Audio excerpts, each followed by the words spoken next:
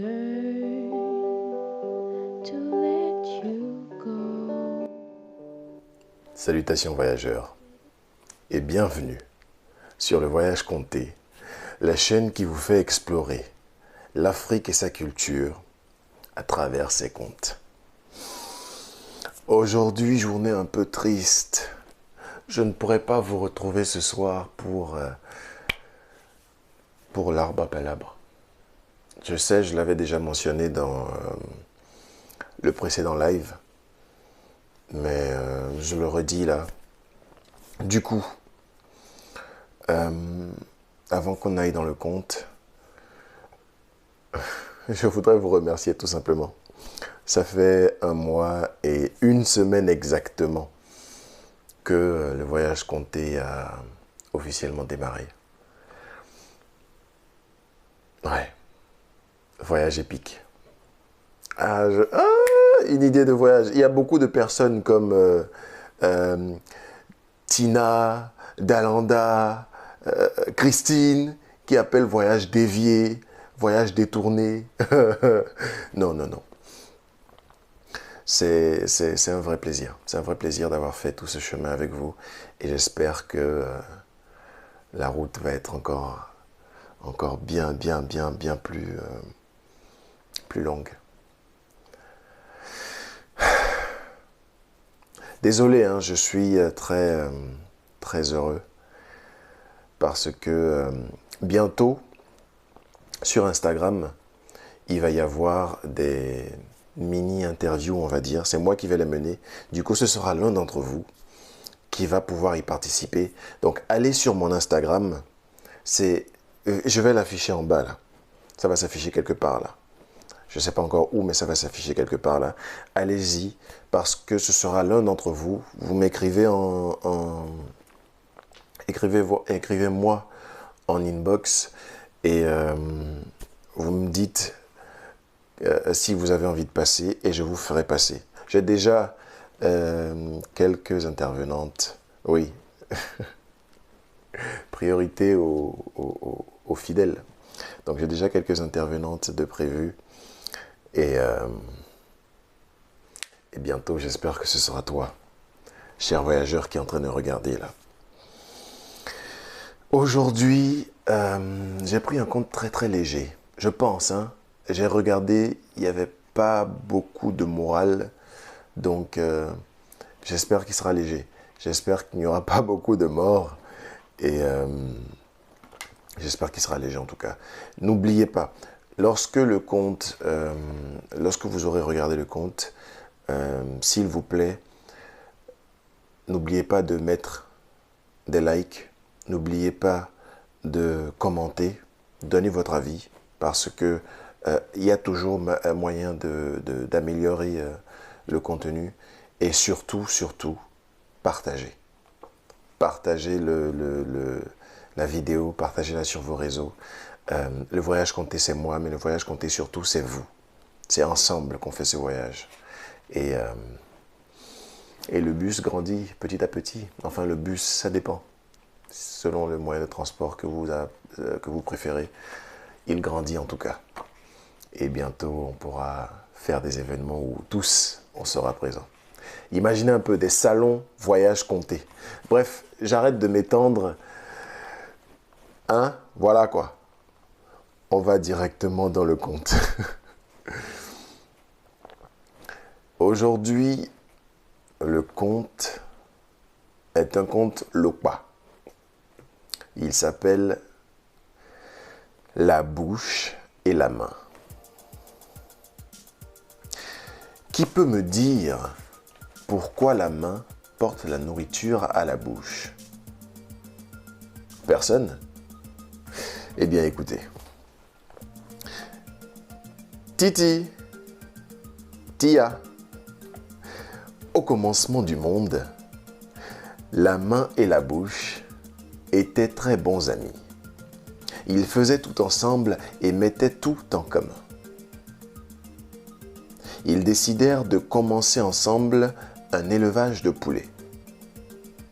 Très vite, leur poulailler se développa, comptant de nombreux poussins, poules et coqs.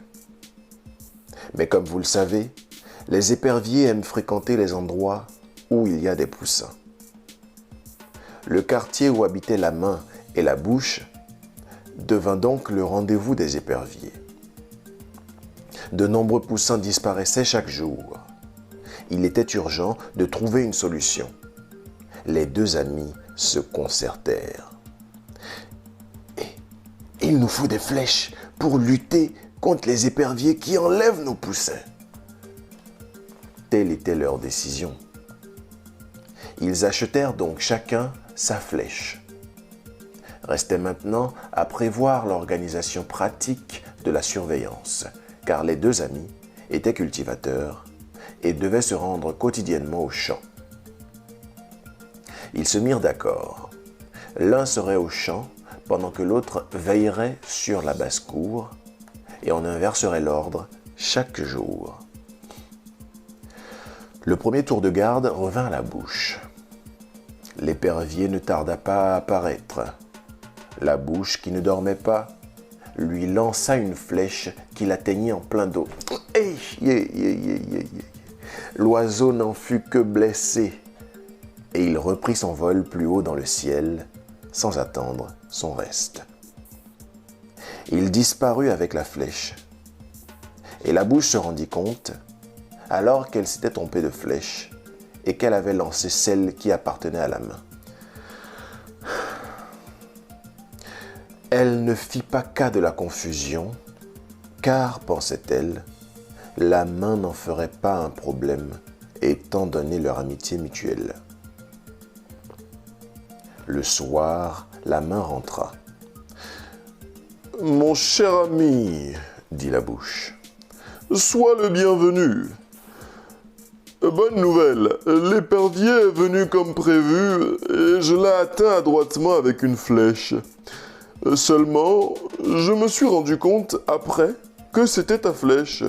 Enfin, ce n'est pas grave. »« Comment ce n'est pas grave ?» dit la main. « Il y a des confusions qui ne se font pas. Tu n'avais pas le droit de te tromper de flèche. Je veux ma flèche, va me la chercher. » « Mais, mon cher, ce n'est quand même pas si grave. Prends la mienne, puisqu'elles sont pareilles toutes les deux de toute façon. »« Pas question. Ma flèche, c'est ma flèche. Je la veux immédiatement et c'est tout. » Jeu d'acteur. La bouche n'en revenait pas. Leur amitié, leur vieille et solide amitié n'était-elle pas en train de se briser pour une futilité? La bouche sortit et prit le chemin de la brousse. Elle retrouva sans trop de difficulté l'épervier blessé qui était en train de soigner sa blessure après avoir retiré la flèche qui l'avait transpercé. L'épervier la reconnut et lui dit : « Hé, méchante, c'est bien toi qui m'as blessé avec ta flèche? Que viens-tu faire ici ?»« Non, épervier, dit la bouche. Tu te trompes certainement. Ce n'est pas moi. Tu le vois bien, moi je suis malade. Le guérisseur m'a recommandé d'aller chercher une flèche pour traiter et guérir mon mal. » L'épervier la crut. Il eut pitié d'elle et lui donna la flèche. La bouche le remercia et s'en alla. Sur le chemin du retour, elle fit escale à un marché tenu par des génies. On y vendait de jolis tambours. Elle en acheta un qu'elle rapporta chez elle. Elle prit soin de le déposer en lieu sûr après avoir remis la flèche à la main. Mais une main peut-elle voir un tambour sans avoir envie d'y toucher, de le prendre, de le battre? La main avait déjà oublié leur querelle. Elle prit donc le tambour rapporté par la bouche et le cassa par mégarde. Quand la bouche constata les dégâts, elle décida de profiter de l'occasion pour se venger. L'occasion était décidément trop belle. « Va m'acheter un autre tambour !» demanda la bouche. La main s'en alla faire tous les marchés du pays sans retrouver de tambour identique. Elle dut reconnaître son échec et sa voix vaincue. Alors la bouche, savourant sa vengeance, lui dit : « Puisque tu n'as pas été capable de me retrouver un tambour, voici ce que tu devras faire pour moi. Désormais, c'est toi qui me tendras la nourriture chaque fois que je voudrais manger. » C'est pour cette raison que jusqu'à nos jours, vous voyez la main, fidèle esclave, porter la nourriture à la bouche. Elle purge sa peine pour n'avoir pas retrouvé de tambour. Si un jour elle en trouve un, ce sera grave pour la bouche qui ne sait rien faire d'autre que parler.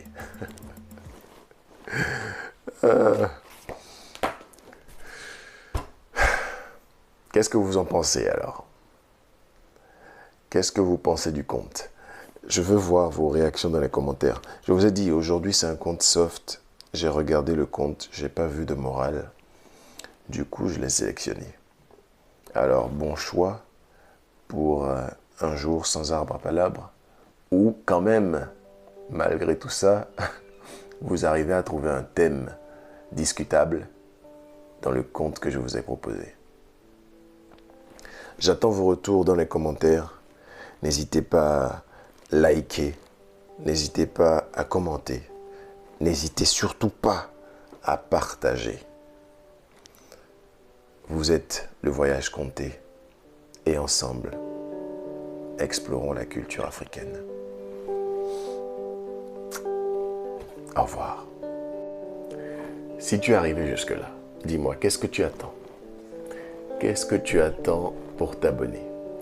Qu'est-ce que tu attends pour liker et pour partager la vidéo?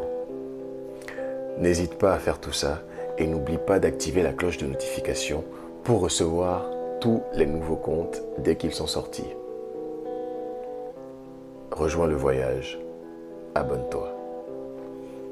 Au revoir.